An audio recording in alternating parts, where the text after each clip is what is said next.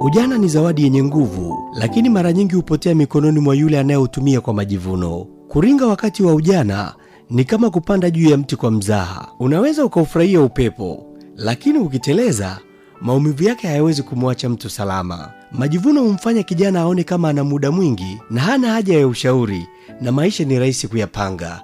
Lakini ukweli ni kwamba ujana una nguvu ndiyo, lakini haukupi hekima, na anayekataa kusikia leo mara nyingi hulia kesho. Kijana mwenye kiburi hupoteza marafiki, hupoteza fursa, na wakati mwingine hupoteza mwelekeo wa maisha bila hata kujua. Kiburi kina tabia ya kupamba macho kwa muda, lakini huharibu maisha kwa muda mrefu. Kinafanya mtu aamini hata dondoka, kumbe ndicho kinachomvuta chini taratibu. Sikiliza nikuambie, unyenyekevu ndio ngao ya kijana mwenye malengo. Unamfungulia milango, unamjengea heshima, na unamwezesha kujifunza kutoka kwa wale waliosonga mbele. Kwa hiyo, beba ujana wako kwa hekima, sio kwa majivuno, maana ujana ukienda, kamwe majuto yake hayarudi. Ni hayo tu kwa leo kijana mwenzangu. Naitwa Isaac Mwacha.